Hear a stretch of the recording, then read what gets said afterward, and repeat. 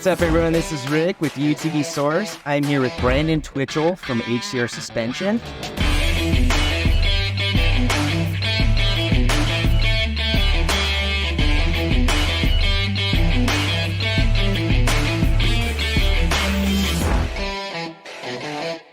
Behind you. We got our Pro R. We've been rocking this thing for about a year now. We just went through a fresh rebuild on it and freshened up the suspension, wrap, the whole bit. So you got MTS Offroad tuned shocks? Yep. They went through and did the valving and springs and got it riding right. Ride height's good. It's been really nice. Yeah, I watch you do some crazy stuff on this thing. It's I don't follow you, especially the ride. Right. So you got your new suspension system out for the Pro R. Everyone says it's long travel. It's not. It's stock width, which is 74. 74, yep. On a Pro R. Yep.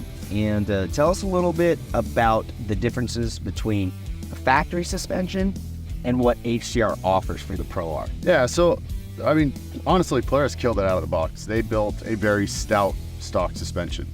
And in a lot of ways, there's not a lot of reason to replace it unless you want ground clearance, because it truly holds up to most things. So when we tackled it, our main focus was ground clearance. Obviously ground clearance and strength. So up front, we gained 3 inches over stock of ground clearance. And then in the rear on the trailing arm, we gained about 2 inches, which for those people that come out and do this kind of stuff, you know, King of the Hammers, everything else, extra couple inches goes a long ways in the rocks. It's everything, you know, from cresting over, getting hung up more than anything. Yeah, in the rocks and in the dune, G-outs. Yep. So on top of that, biggest thing I noticed performance-wise is it really took away a lot of the head shake in the steering wheel, just kind of made everything a lot more rigid. So would you say it's cleaned up, if there is any on the Pro R? A little bit of bump stir? Yeah. I noticed in stock ones, you get a little bit of flex in the upper arms, and I noticed a little bit more head shake. Especially when you get up to, like, I mean, you're running a BFG 35? Yep. It's a big tire for a UTV. It is. You know, they come with 28s. Yeah, these are a little different. They come with 32s, but 35 looks proper on a big 4C car like this, and you got to have that ground clearance to get over the rocks and everything else. So the suspension is tig-welded, boxed. Yep, all internally gusseted, the whole bit. I mean, we went above and beyond on the engineering. Really over-engineered it on this kit, and we've had really good luck with it. Yeah. It's been through hammers, desert race, the whole bit. Now you can reuse the factory ball joints. Correct. Yep. And you can upgrade. Yeah, finally they've got some options now, so that's huge for everybody. Knock on wood, so far we haven't lost one yet, but it is out there. So. And just so everyone knows, the upper arm is a Turbo S ball joint. So if you're looking to upgrade your factory suspension or your aftermarket suspension on your Pro R, it is a Turbo S upper ball joint, and there's a bunch of new ball joints coming for the lower. From 2014 all the way till now, XP1000, Turbo S, RS1, yeah, it's all the same upper ball joint. Yeah. The lower, the big thing is the upper shank tends to shear. So with that, well, there's that, and then the way they put the C-clip, all the loads on the C-clip. Right. So a lot of these companies coming out with upgraded ball joints is a cap style where it compresses it, and just takes away those. Takes away those insecurities about it. Arm, you can go back to factory ball joints. That's what you want to do, or you can upgrade to a Turbo S ball joint on the upper arms, and the lower arm obviously is its own new ball joint, and there's a bunch of them on the website at UTV Source. You can choose from to outfit your factory suspension or your aftermarket suspension. So tell us a little bit about the cage and the doors. This isn't factory. Yeah, I mean, ultimately it's fairly simple. You know, we went with a Team W cage and doors. They built a great product, super clean. I got to have a lot of head clearance. I'm tall, so perfect there. And it's been solid ever since. The doors aren't rattly. No, they're not. It's a super solid car. 1 3/4 inch. Yep. And then it's got the smaller intrusion bar, so it helps with visibility. They got it down low against the dash. Looks like there's an option for a lower balancer. Yep. It's windshield. Windshield. Full on. It's got a windshield option. Yep. Really cool. Yep. You've got Sector 7 mirrors. Yep, Sector 7 mirrors. I usually go with the lighted ones, but we just went with these ones. These cars are so big, they're hard to see out of the back of, so although these are a large profile, you need that profile to see out behind you. Yeah.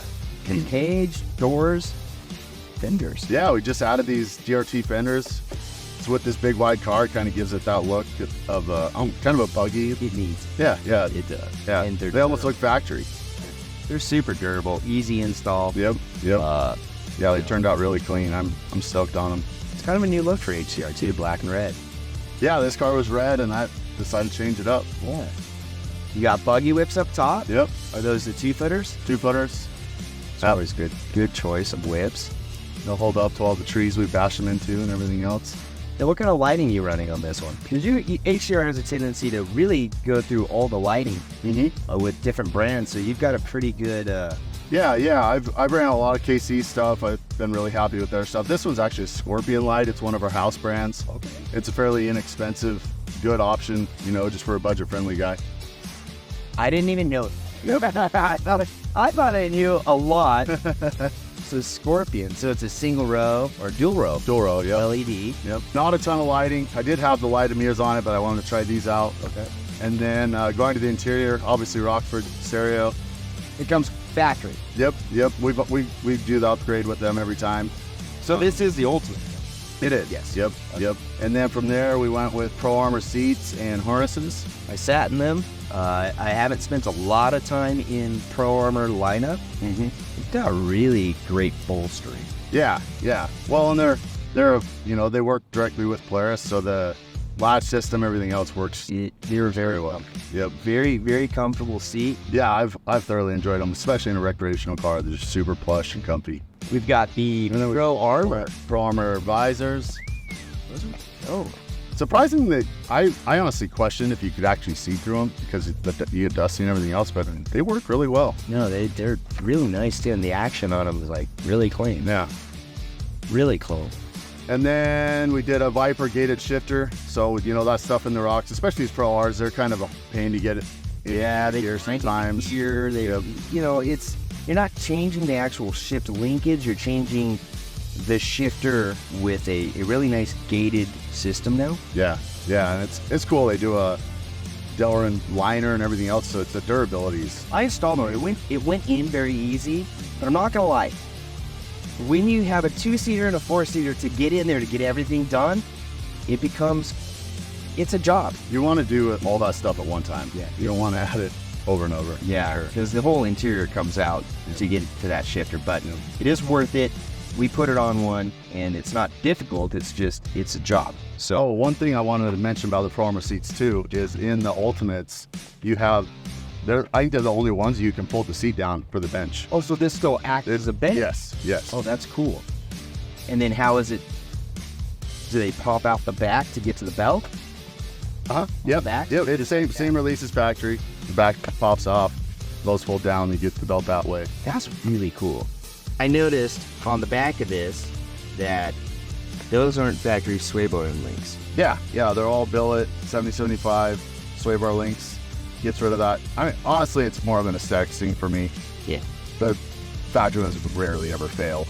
But I've actually seen them there. Yeah, they do. They're pretty dainty. Yep. But that, just gives it that high-end look for such an expensive car. And it's a fixed position, so there's no adjustability. Yep. Now, here's something everyone should know.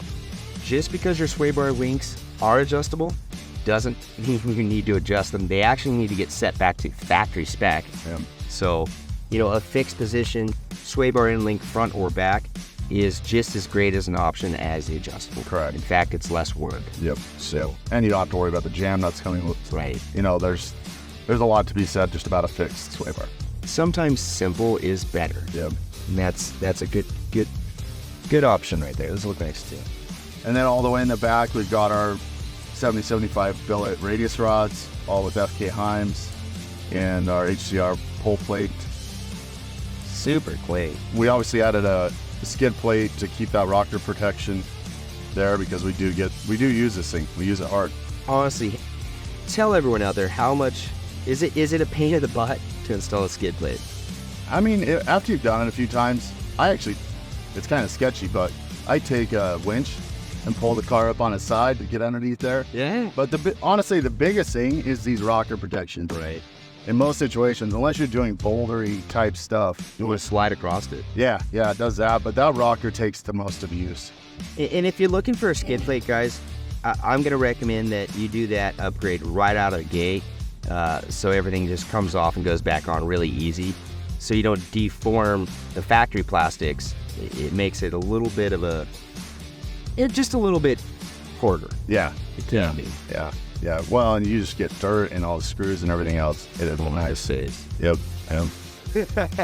Yeah, and I guess lastly, just, we did the Metal Effects forged Beadlock wheels. So that's the true forged wheel. Yep. We beat on them.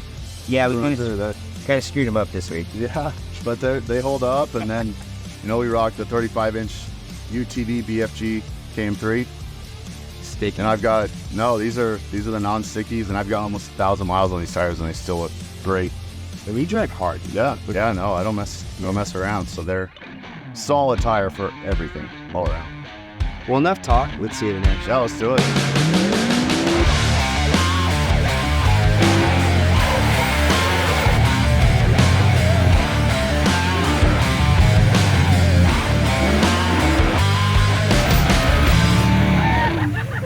All right, well, that's all the time we have with Brandon today from HCR. So thanks for coming out and sharing your ride with us. Yeah, we had a killer time. Yeah, for sure. It's always a good time out here. Yeah, absolutely. You guys remember to like, comment, subscribe, and don't forget to follow us on Instagram at UTV Source. Tag us in your builds, and remember, life's a ride. Make it your own. Thanks, guys. See ya.